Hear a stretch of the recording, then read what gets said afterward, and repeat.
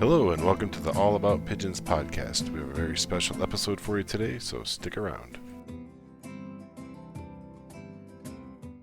Today we have with us Keith London. Keith is a longtime roller man with second place finish in the N.B.R.C Fall Fly in 2004 and has recently earned the title of Master Flyer through the N.B.R.C in 2023. He's also the N.B.R.C Regional Director for the Area 9A. I'm sure many of the listeners know him from his role in the pigeon documentary, Pigeon Kings. We're going to talk with Keith London today about some roller pigeons. My pleasure. What's your own background with pigeons and how'd you get started with rollers, or was it always rollers? You know, when I was a kid, I had whatever pigeon I can get. I ranged from some regular common pigeons that we caught in somebody's attic or whatever to fantails west of England, whatever it was. The only pigeon I didn't like out of all the pigeons I've had and seen was parlors. I just never could get into parlors. That wasn't my cup of tea.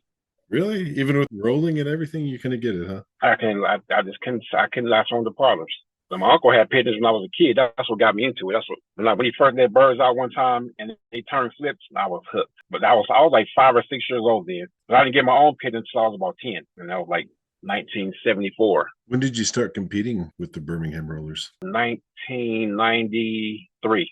I joined a local club with ICRC, and I started my own club at the same time. And I've been going strong since then. But I didn't start competing nationally until about 96, I think. Do you compete with any local clubs in your area? At the moment? Yeah. No, because I just moved. So I'm in a whole different area now. Oh, okay. But I'm still part of my LA club. I'm still part of it. Even though I'm not down there, I'm still going to be an honorary member, still help them out, help them with their schedule and stuff like that, order their bands. I still do stuff for them. Let's talk a little bit about the documentary that you were a part of, the Pigeon Kings documentary. They reached out to you, decided to do this. What were some of the points for you that made you want to do this? Was there any kind of messages that you wanted to kind of convey through doing this or just promoting the hobby? Well, you got to understand, at first, when Melina first approached me, we were at a pigeon show at Burrow House, Mauricio Hernandez. We were at his house. And when she came in, it was a there filming. Can't remember his name right now, but he was filming. And she said she was trying to do a documentary. So I asked her, well, where's your camera at? And she said, oh, I'm just trying to get some people. And I was location scouting. So at that time, we were still on the defense because of the federal government infiltrated our little hobby. And I was one of the suspects. So everybody was a little bit on defense right at that time. But I said to myself, I'm not doing anything wrong, so let's talk about it. We start talking about it, and I thought, we can talk. We can see where it goes from here. We start talking and we can filming and stuff like that, and that's how Pigeon Kings was born. But as far as there's some points, no really real particular points really pop out at this time. It was just trying to do a documentary, trying to get the birds, our roller sport hobby on the map a little bit. That's pretty much it, and what we go through just to have the birds. We were still a little bitter and a little everything because of what the federal government did. We still kind of, we hadn't recovered from that yet. We go out there and just like trying to inform people what we went through. How long did that take when they were doing the documentary? How long were they actually filming you guys for? Oh, man, it took a while. When we started, I was living in Hacienda Heights. When we finished, I was living back in LA. So it took like from 2011 to 2018 or something like that.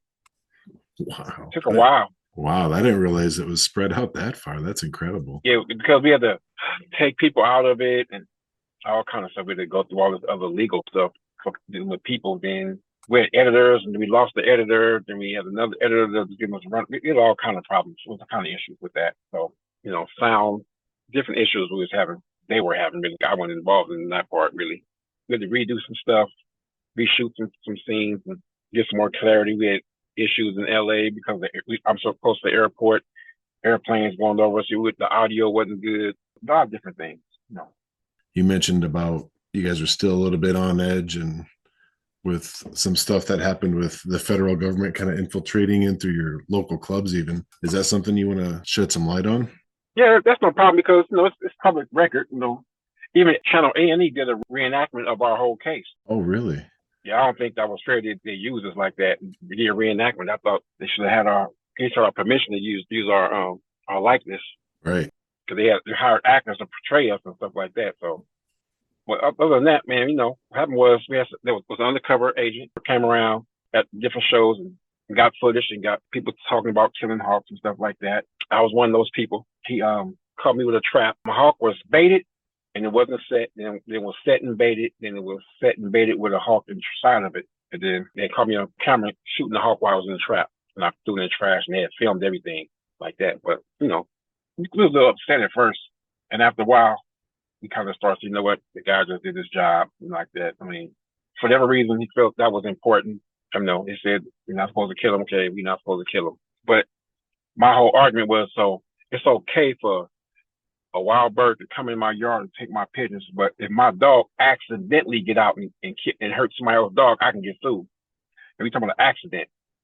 And the problem I had with them with that was the birds of prey, that particular birds of prey, they weren't here like that. I've been dealing with birds since the 70s. I never had hawk problems until the 90s. And because they were releasing them here, that's the problem. If they were here naturally already, but they weren't, the government put them there. That's why my biggest issue. They put them there. So, you know, we was wrong. We paid our dues, paid our fines, did our probation, and we went on from there. But it's gotten worse since then. It's like 3 times worse now than it was then in LA. Yeah, I hear stories about how bad the birds of prey are. I feel like the LA area, and also, you know, being this breed of bird, you guys get hit so bad. But that whole sting operation is it's shocking, man. You know, they actually had guys undercover, like in your clubs, and they had pigeons too? Well, they was acting like they had pigeons. I don't think he had pigeons actually. I think he was.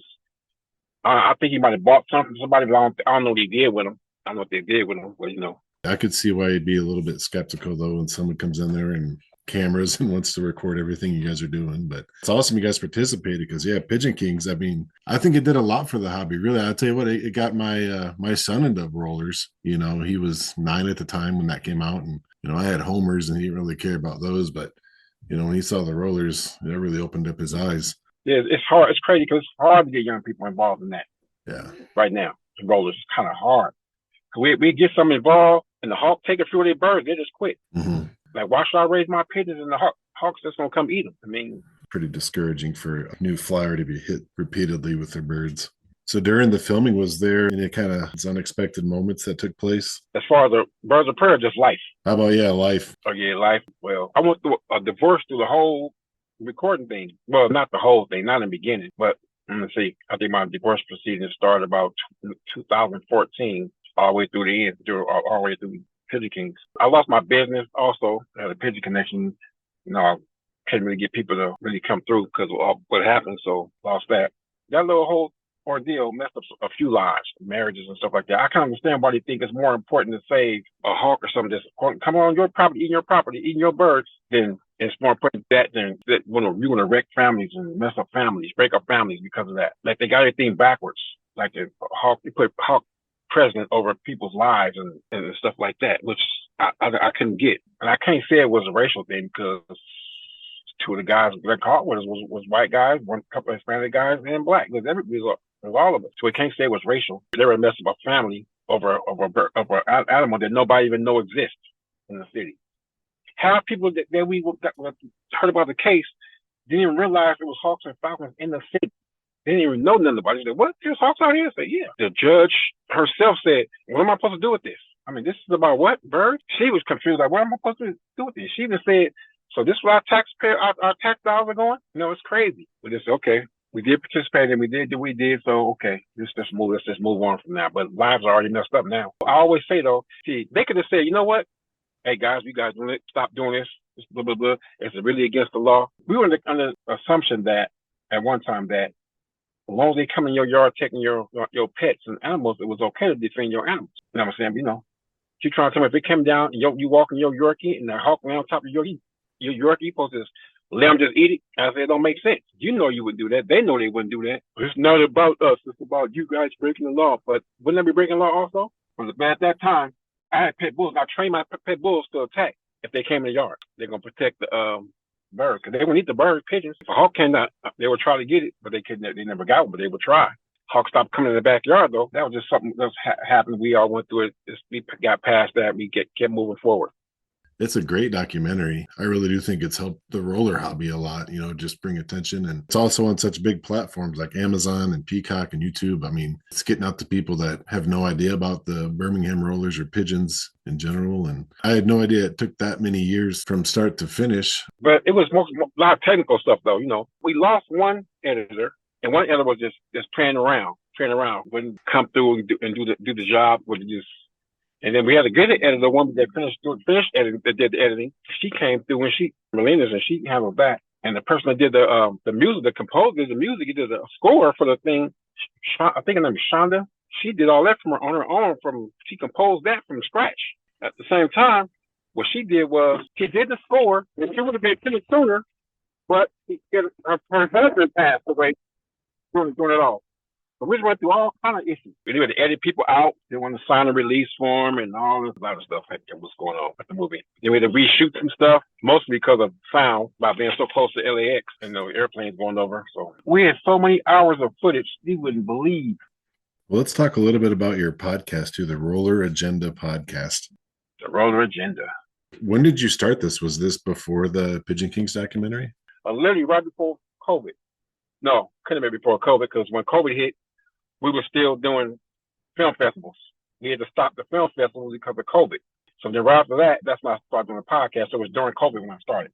The reason why Roller Agenda came out, because people were putting out misinformation to people. They were sending guys the wrong information. And I don't know if they were doing it on purpose or they just didn't know any better. I think it was a mixture of both. They was telling these guys these urban legends that weren't true. That's how it started. And I want to let people know that that's not true. That's not how it works. That's not how it goes. That's not how it went. Look at it this way. And that's what I wanted to try to open them guys' eyes to teach them how you do rollers the proper way. That's how the Roller Agenda started. Was it just like bad information on training or on almost everything? Selection, training, genetics. Like the guys are spending too much time trying to sound important or smart instead of telling people what's really going on. Yeah. Things are not difficult. They make it things super difficult. Mm-hmm.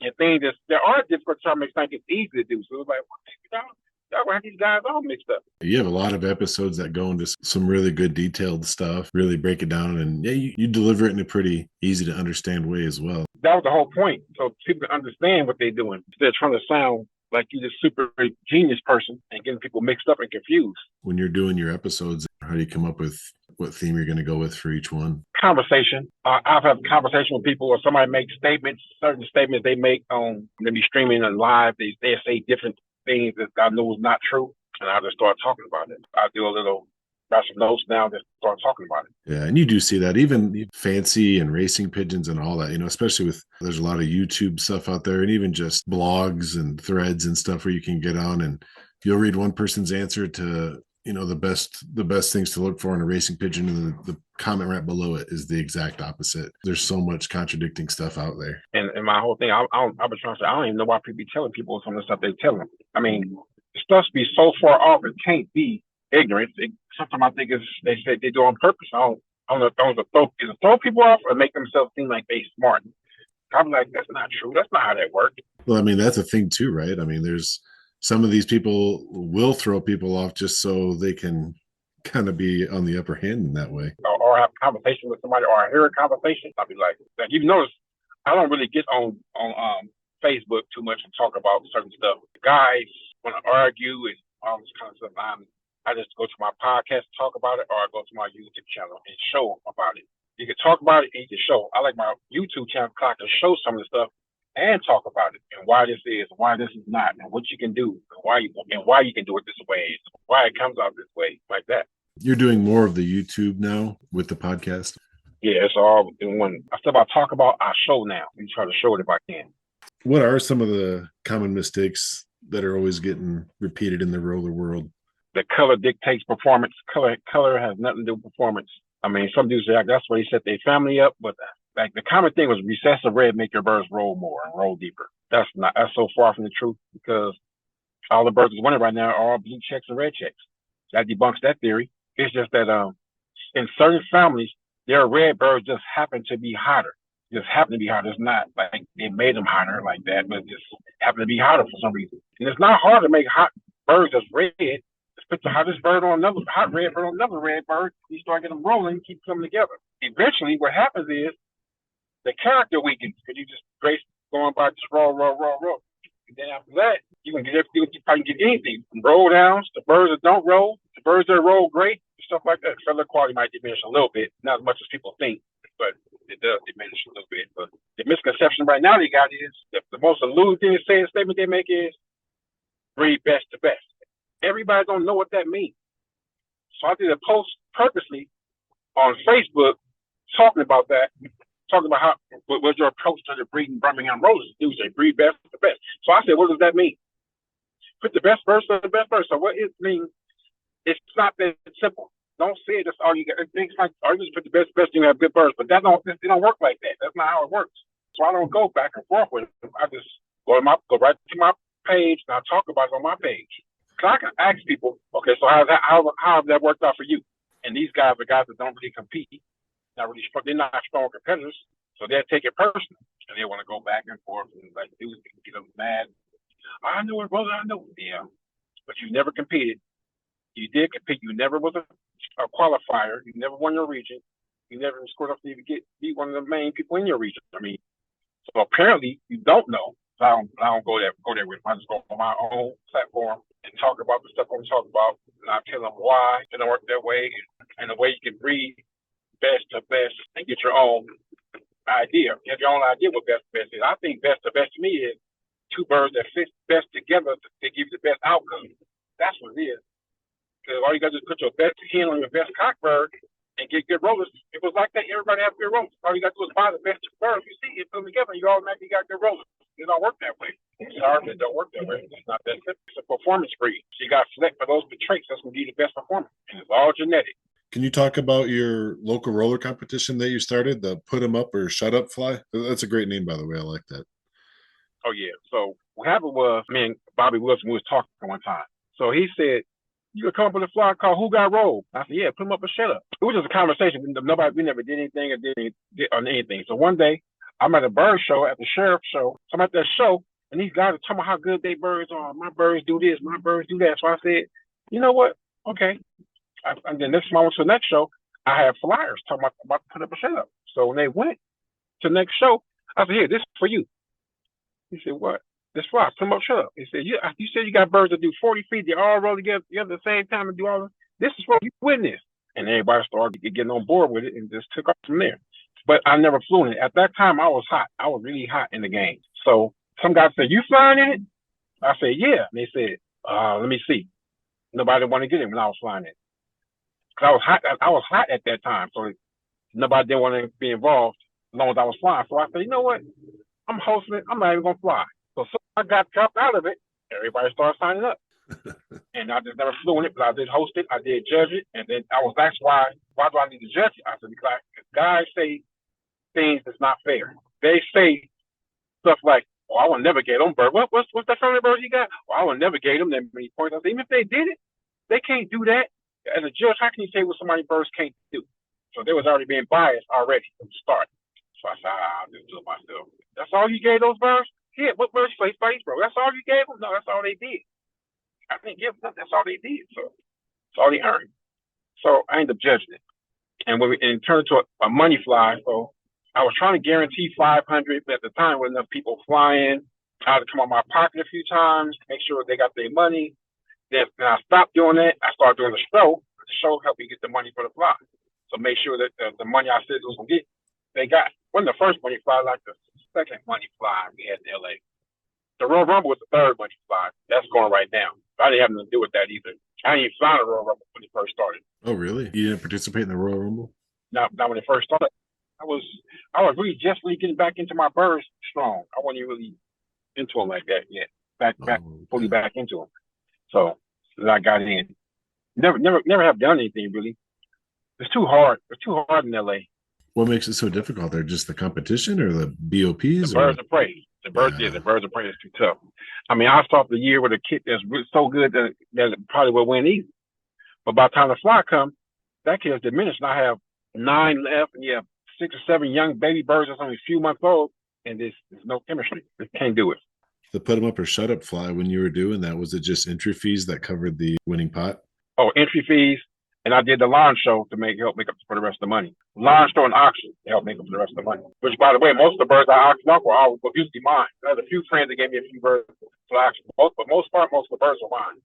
I flew the birds and then auctioned them off. Yeah, that's a good fundraiser. That's probably one of the best ways to do auction. If you can fly the birds and auction them off, well, everybody would love to have. That's 100% the way to do it with the performing breed. You were saying all these redbirds, just look at them and assume that they're the best. But yeah, you can actually fly them and see them in action. That works way better. People, they jump all over them. You got any advice or tips for new flyers coming into the roller world? So I got a slogan I use now. After I do all my podcasts, I say select, breed, fly, select again, and repeat. Because that's all you're really doing. It's all about selection. So the key to all that, man, is selection. That's the key. Because that's the one thing you can't get around, no matter what breed you have. It's selection. You can't get around selection. I don't care if you're doing homers. I don't care if you're doing West of English. That motto is great because, yeah, that is core of pigeon fancy. That's selective breeding based on what you want to see, what you want to see performance-wise, color-wise. Results. Yeah, results from flies like the homers, racers. I like homers too. I've never tried it. I like them. They're very interesting to me. Can you recommend any books, podcasts, YouTube channels, documentaries, any other resources for listeners who want to learn more about pigeons? The podcast, there's a lot of different things that's very informative. You got YouTube. Who's on YouTube you can get? I would check out Kevin McKinney, Mr. Brian McCormick, all the pigeon books, except for some of the recent ones. But mostly all the pigeon books have some good information. Almost all of them. The pencil book, Winners with Spinners, Who's Spinning Rollers. All those books have something good in them, all of them. But you still got to take what applies to you or what you're trying to do. And when dudes get rollers, one of the biggest things I want to tell people is know what you want to get out of them. If you know what you want to get out of them, it's easier than just getting rollers. If you want to do it just for a hobby, that's fine. If you want to compete, you got to go to some of the top competitors and learn what it takes to compete. You know what I'm saying? The dudes get the competition and they have no clue what it's all about. So you have homers, you actually race. Yeah, I got homers. There's no race club in my area, so I'm just doing releases for the fun of it. I got fancy birds that we can show and stuff like that. But it's funny, you never really hooked onto parlors. That's kind of the breed I've been really focusing on majority of my time. You don't try getting those one lot races? No, I've never sent out to a one loft race. They're coming up all over the place, and I've been seeing some pretty cheap perch fees on some of them. That makes it pretty appealing to give it a shot, but it's still a pretty big gamble. There's some people that are buying some pretty expensive and good bloodline birds. They're throwing in their hat. You're kind of just paying their fees and paying their pots. I talked to some guys that have homers. Different guys on the internet. This one guy, this Asian guy, I'm not sure, I can't think of his name, but he always shipping birds out. So I said, we ship out young birds. What do they do with them? He said they usually keep them for stock. They keep them for stock, for breeding. Yeah, some keep them or auction. Oh, yeah. But the guy right here trying to look down on people who do that, who buy birds, young birds, use them for stock. And they probably look down on them, but I'm like, why would you spend $200 or $300 for a pigeon and then put it in the air and let the hawk eat it? I mean, that makes no sense. That's like hustling backwards. And they get mad at these young dudes for doing that, but I said, that's one way they can keep their bird. You know what I'm saying? But they be knocking them. I don't knock them. I just do what you need to do. Yeah, one loft races are getting real popular. Yeah, I kind of want to get a pair of homers to do that. The one loft races. Yeah. I'm interested in that. I don't even have homers. All right. Well, we're coming up against the clock here. Check out his podcast. It's dedicated to the Birmingham Rollers, the Roller Agenda. You can find that where you can find most podcasts, Spotify, stuff like that. You can find the documentary Pigeon Kings on Amazon, YouTube, and Peacock. And that's a great documentary. If you haven't seen it yet, you got to check it out. That's a great pigeon documentary. And his YouTube channel is KL, like Keith London, KL Phoenix Rollers. That's his YouTube channel. That's where he's currently keeping all of his current content right now is coming out. Take a look at all that. Really good information, especially if you're a roller guy. You got to participate in that. So, Keith, I want to thank you for coming on and talking with us today. It's been great. My pleasure, man. My pleasure. Thank you for listening to another episode of the All About Pigeons podcast. Please help the pigeon hobby by telling your fellow club members or other pigeon friends about the podcast, and make sure to leave a good review or at least a 5-star for the podcast wherever you listen. If you have a topic or a person you want to hear more about on the podcast, or if you yourself would like to be a guest, just send an email to allaboutpigeonspodcast@gmail.com. Thanks for listening.